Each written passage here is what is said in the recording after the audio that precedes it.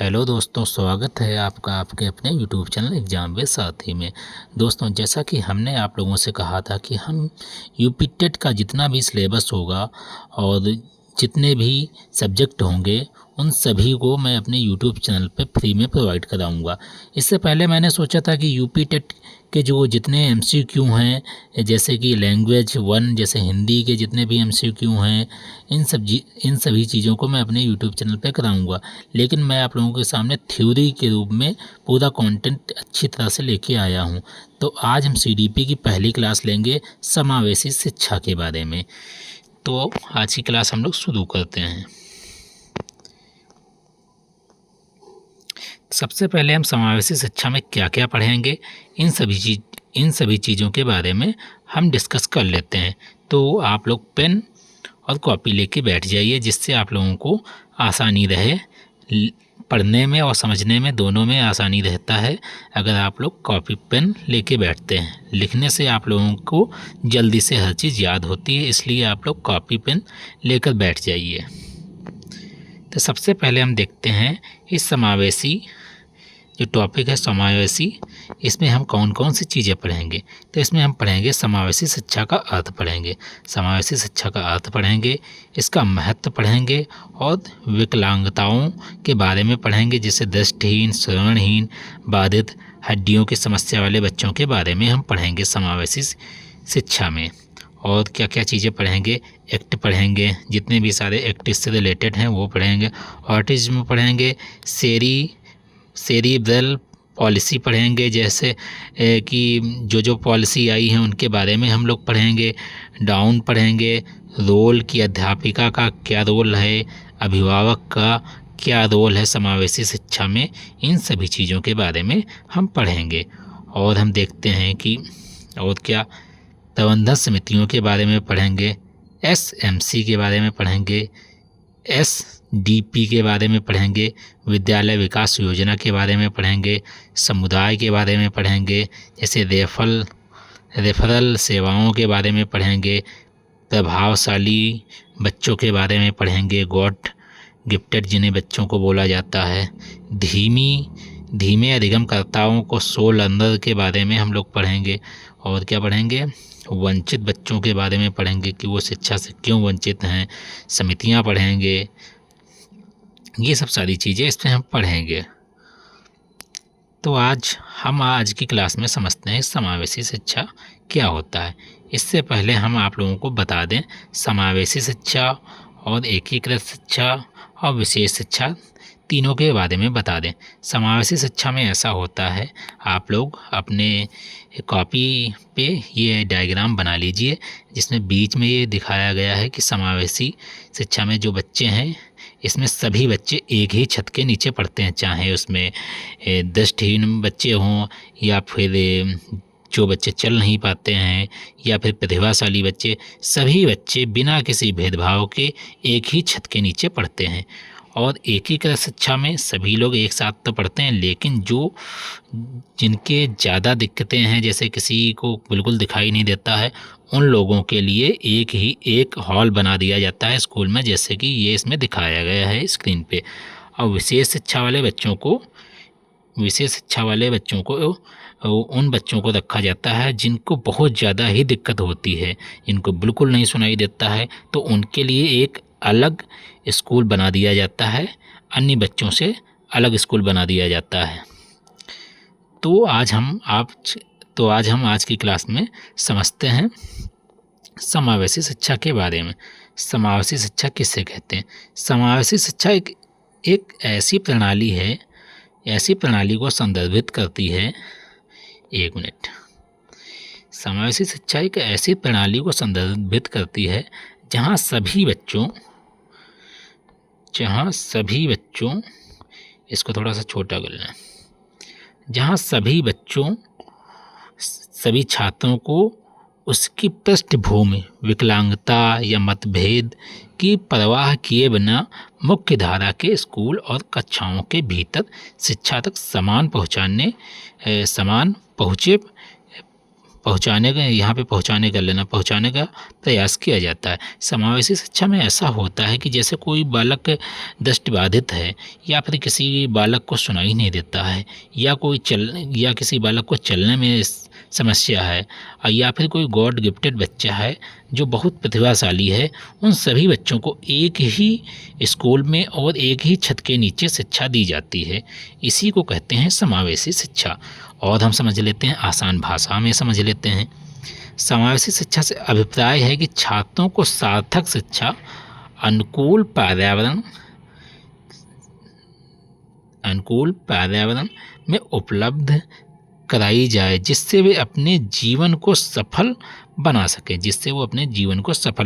समावेशी शिक्षा से अभिप्राय है कि जो बच्चे हैं उनको एक अनुकूल वातावरण दिया जाए जिससे वे अपने जीवन को सफल बना सकें। यह एक ऐसी शिक्षा पद्धति है जो यह तय करती है कि प्रत्येक छात्र को गुणवत्तापूर्ण शिक्षा मिले, किसी के साथ में किसी भी प्रकार का भेदभाव नहीं किया जाए और इसमें योग्यता, शारीरिक अक्षमता वाले, भाषा, संस्कृत, परिवार की पृष्ठभूमि, जैसे कोई गरीब है या फिर कोई अमीर है, सभी को एक ही समान और एक ही छत के नीचे शिक्षा प्रदान की जाए। ये होता है समावेशी शिक्षा का अर्थ। आशा करता हूँ आप लोगों को समावेशी शिक्षा के बारे में अच्छे से पता चल गया होगा। अब चलिए हम देखते हैं इसी से रिलेटेड है समावेशी शिक्षा से ही। इसको थोड़ा सा और आसान भाषा में करने के लिए, समावेशी शिक्षा के अंतर्गत सभी मतभेदों, विभिन्नताओं, जाति, समूह, भाषा, संस्कृत, शिक्षा, विकलांगता, लिंग, पृष्ठभूमि के आधार पर सभी बच्चों को शिक्षा में एक समान अवसर देना।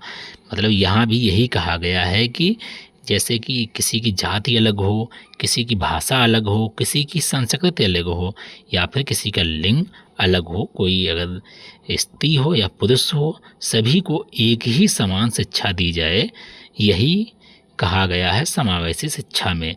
RTE 2009 के माध्यम से ऐसा बोला गया है। ऐसे प्रश्न बन सकते हैं जैसे कि ये परिभाषा दी होगी और पूछा जाएगा ये परिभाषा किसने दी।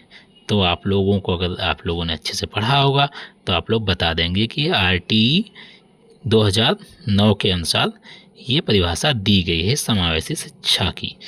और हम देखते हैं समावेशी शिक्षा में योगदान, आवश्यकता, कि समावेशी शिक्षा में किन किन लोगों की आवश्यकताएं होती हैं और किस किस की आवश्यकता के द्वारा समावेशी शिक्षा को एक सही दिशा में ले जाया जा सकता है। तो देखते हैं, सहयोग, अध्यापक और बच्चों को बेहतर अधिगम के अवसर प्रदान करने के लिए सहयोग की बहुत ज़्यादा आवश्यकता होती है जिससे अध्यापक और बच्चों को बेहतर अधिगम अवसर प्रदान कर सके। जो अध्यापक होता है वो बच्चों को बेहतर अधिगम प्रदान कर सके। शिक्षा प्रणाली बच्चों के बौद्धिक स्तर के अनुकूल, जो शिक्षा प्रणाली जो होनी चाहिए बच्चों के बौद्धिक स्तर के अनुकूल होनी चाहिए। ये नहीं कि कोई बच्चा उस शिक्षण प्रणाली के अनुकूल भी ना हो और वो शिक्षा दी जा रही है या फिर वैसा पाठ्यक्रम उस स्कूल में लागू है जो बच्चों के अनुकूल नहीं है। ऐसा नहीं होना चाहिए। फिर जांच, आकलन का होना चाहिए कि इन बच्चों को कौन कौन सी ज़रूरत है। आकलन समिति द्वारा इनका जो है जांच होना चाहिए कि ये जो समावेशी शिक्षा है ये सही दिशा में जा रही है कि नहीं। साझेदारी होनी चाहिए। साझेदारी किसकी होनी चाहिए? अभिभावक की होनी चाहिए, अध्यापक की होनी चाहिए, समुदाय आदि का सहयोग होना चाहिए। बिना किसी के सहयोग से समावेशी शिक्षा को आगे बढ़ाया ही नहीं जा सकता।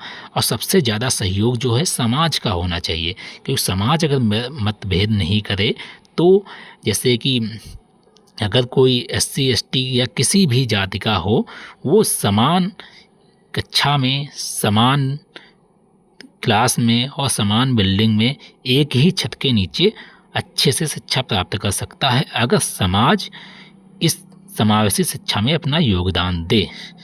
और फिर हम देखते हैं कि इसकी विशेषताएं, ये आवश्यक क्यों है कि समावेशी शिक्षा की आवश्यकता ही क्यों पड़ी, समावेशी शिक्षा की आवश्यकता क्यों पड़ी, इसके बारे में हम लोग देख लेते हैं। शिक्षा के समान अधिकार को प्राप्त करने के लिए, शिक्षा को सभी लोगों को शिक्षा के समान अधिकार मिलें, इसलिए समावेशी शिक्षा की आवश्यकता पड़ी। विभिन्नताओं का एकीकरण, मतलब विभिन्न प्रकार के जो लोग हैं उनका एकीकरण, मतलब एक ही छत के नीचे उन लोगों को शिक्षा प्रदान की जाए। अब मोटा मोटा आप लोग यही समझ लीजिए कि समावेशी शिक्षा का यही एक अर्थ है कि कोई भी लिंग, जाति, धर्म और जैसे किसी को कोई काना, बहरा कुछ भी है, ऐसा ये सारे जितने भी इसमें अवगुण हों, कुछ भी हों, गुण हों, अवगुण हों, कुछ भी हों, उन सभी लोगों को एक ही स्कूल में एक ही छत के नीचे शिक्षा प्रदान की जाए, उसे समावेशी शिक्षा कहते हैं। ठीक, अब फिर हम देखते हैं कि प्रगतिशील समाज के लिए समावेशी शिक्षा का होना बहुत ज़रूरी है। एक समाज को अगर प्रगति करनी है तो समावेशी शिक्षा का होना अति आवश्यक है, नहीं तो बहुत सारे लोग पीछे रह जाएंगे, जिससे समाज का जो कल्याण नहीं हो सकेगा और समाज जो है अपने विकास में त्वरित गति प्रदान नहीं करेगा और समाज जो है विकास में पीछे रह जाएगा। समाज के लोग विकास में पीछे रह जाएंगे, कुछ वर्ग के लोग आगे रह जाएंगे, कुछ वर्ग के लोग पीछे रह जाएंगे। इसलिए समावेशी शिक्षा का होना अति आवश्यक है। फिर हम देखते हैं इसमें क्या नहीं करना चाहिए। जो अध्यापक को मतभेद नहीं करना चाहिए, अपितु सामूहिक शिक्षा और शैक्षिक निर्देशों का सभी बालकों के अनुसार चुनाव करना चाहिए। जो अध्यापिकाएं जो होती हैं उन लोगों को कोई भी मतभेद नहीं करना चाहिए और सभी लोगों को शैक्षिक निर्देशों के सभी बालकों के अनुसार चुनाव करना चाहिए कि कोई बालक किसी अन्य माध्यम से समझ पा रहा है, कोई बालक किसी अन्य माध्यम से समझ पा रहा है, तो भिन्न भिन्न निर्देशों का पालन करके बच्चों को शिक्षा देनी चाहिए। फिर हम देखते हैं आईईपी क्या होता है, इसके बारे में हम लोग देख लेते हैं। इससे यहाँ से प्रश्न बन भी सकते हैं, जैसे कि आईईपी लिखा होगा और पूछा जाएगा ये किसकी फुल फॉर्म है, इसकी फुल फॉर्म बताइए। तो व्यक्तिगत शैक्षणिक योजना, इसको क्या कहते हैं? व्यक्तिगत शैक्षणिक योजना का चुनाव करना, जिससे कक्ष में व्यक्तिगत आवश्यकताओं के अनुसार सभी को शिक्षा के समान अवसर प्रदान हो सके। मतलब जो बच्चों के अन्य जो बच्चे होते हैं उनके सीखने की अलग अलग विधि होती है, तो उनकी व्यक्तिगत आवश्यकताओं को ध्यान में रखकर ही उनके अनुसार शिक्षा देनी चाहिए। ये नहीं कुछ भी पढ़ाते जा रहे हैं, उनकी आवश्यकताएं क्या हैं उनको ध्यान में रखकर शिक्षा देनी चाहिए। यूडीएल सार्वभौमिक डिजाइन अधिगम, इसके तहत सभी को समान समझना चाहिए, किसी के साथ में भेदभाव नहीं करना चाहिए। फिर हम देखते हैं व्यक्तिगत निर्देशन के अनुसार एक अध्यापक को एक बच्चे के लिए व्यक्तिगत निर्देश देना चाहिए। मतलब प्रत्येक बच्चे को व्यक्तिगत निर्देश देने चाहिए, अलग अलग निर्देश देने चाहिए। क्योंकि इसलिए निर्देश देने चाहिए क्योंकि हर बच्चे, जैसे कोई शारीरिक रूप से सक्षम नहीं है और कोई पढ़ने में मतलब थोड़ा अधिगम में थोड़ा पीछे रहता है, तो इन सभी को ध्यान में रखकर उनको अलग अलग निर्देश देने चाहिए। ये नहीं एक ही निर्देश दे दिए और सभी बच्चे उसी के अनुसार चल रहे हैं, क्योंकि उसमें तो बहुत सारे बच्चे हैं जो हैं। समावेशी शिक्षा का मतलब ये है कि ये सभी वर्ग के लोग, और जैसे कोई जिसको सुनाई नहीं देता है या फिर जिसको दिखाई नहीं देता है, इन सभी को एक ही कक्ष के नीचे सभी को शिक्षा प्रदान करना। इसलिए एक बजे मतलब सभी को एक ही निर्देश तो दे नहीं सकते हैं, सभी को अलग अलग निर्देश देना चाहिए। ये होता है व्यक्तिगत निर्देशन। तो आशा करता हूँ आप लोगों को यह क्लास अच्छे से समझ में आ गई होगी। अब हम समावेशी शिक्षा की कल दूसरी क्लास लेंगे। यह आप लोगों को क्लास यूट्यूब पे फ्री में प्रोवाइड की जा रही है। जो अन्य जो साथी हैं आप लोगों के जो फ्री में यूट्यूब पे अपनी पढ़ाई अच्छे से करना चाहते हैं, उनको इस वीडियो की लिंक ज़रूर भेजिए, जिससे वो भी इस क्लास से जुड़ सकें और अपने नोट्स अच्छे से बनाते रहिए। ठीक है, मिलते हैं नेक्स्ट क्लास में।